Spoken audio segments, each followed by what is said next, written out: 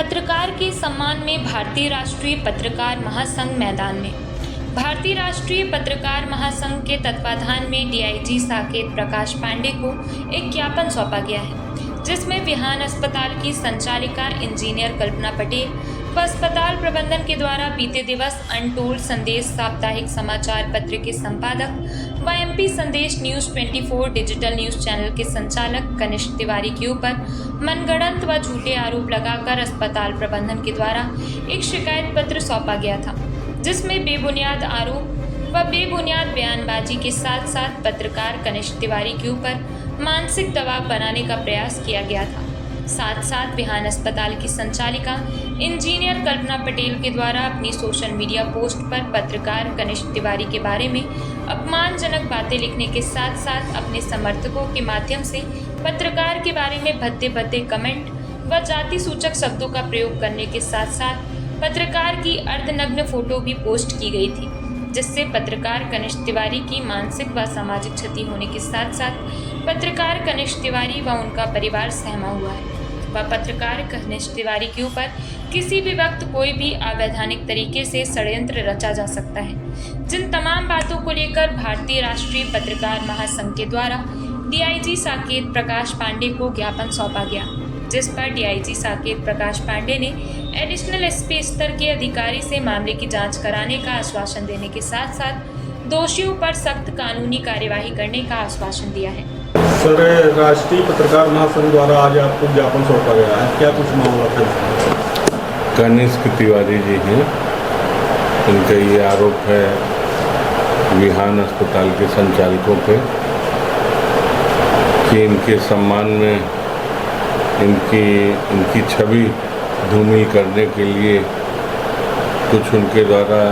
Media में, social media में post की गई है और कुछ इनके ऊपर आपत्तिजनक शब्दों का इस्तेमाल किया गया है।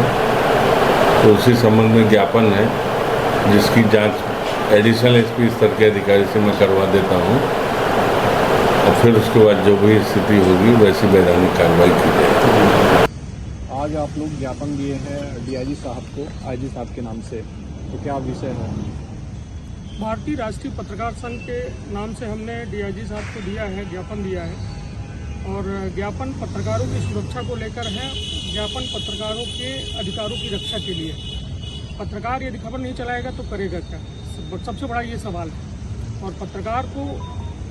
यदि असुरक्षा का भाव पैदा होगा तो फिर एक बड़ा सवाल ये उठता है कि आखिरकार फिर सुरक्षित कौन है। इस तरीके से अभी बीते दिनों मेरे द्वारा खुद के चैनल में मैं अनटोल्ड संदेश समाचार पत्र का संपादक हूं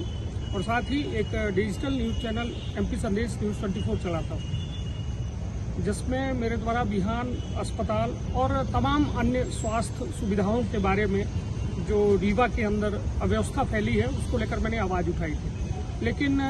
यदि देखा जाए तो कहते हैं ना कि चोर की दाढ़ी में तिनका, उस तरीके से कुछ हालत हुई और जो विहान अस्पताल के संचालिका हैं उनके द्वारा और राकेश पटेल के द्वारा जो डॉक्टर हैं उनके द्वारा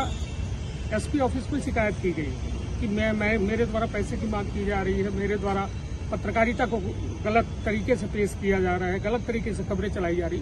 तो मैं बताना चाहता हूं उन सभी लोगों को कि मैंने बाकायदा पत्रकारिता की डिग्री हासिल की है और पत्रकारिता उसके बाद कर रहा हूँ और मैं भी एक अखबार का संपादक हूँ और एक चैनल का खुद संचालित करता हूँ। तो मुझे मेरी जिम्मेदारियाँ पता है और कानूनी हक भी पता है,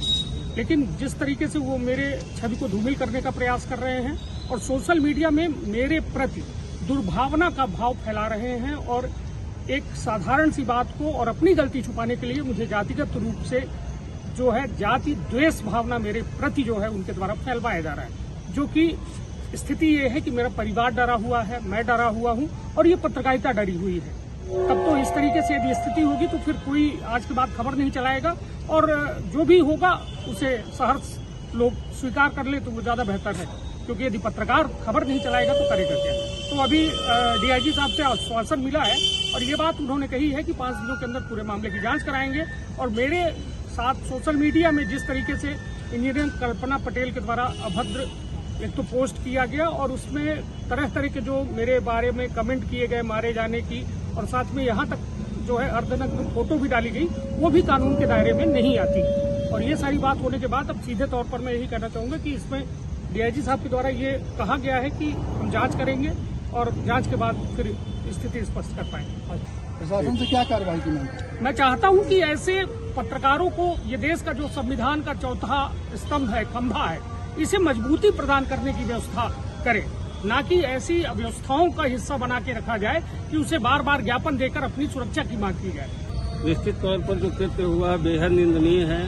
कनिष्ठ तिवारी जी भारतीय राष्ट्रीय पत्रकार महासंघ के हैं और उसी के तत्वावधान में आज हम कनिष्ठ तिवारी जी के साथ आईजी साहब के यहाँ आए हैं। जो कमेंट किए जा रहे हैं, जो पोस्ट की जा रही है, सब पे हमारी भी नजर है। हमने भी देखा है कि ये गलत है, अन्याय है, द्वेषपूर्ण की गई कार्रवाई है, जिस पर प्रशासन को सख्त से सख्त कार्रवाई करना अति आवश्यक है।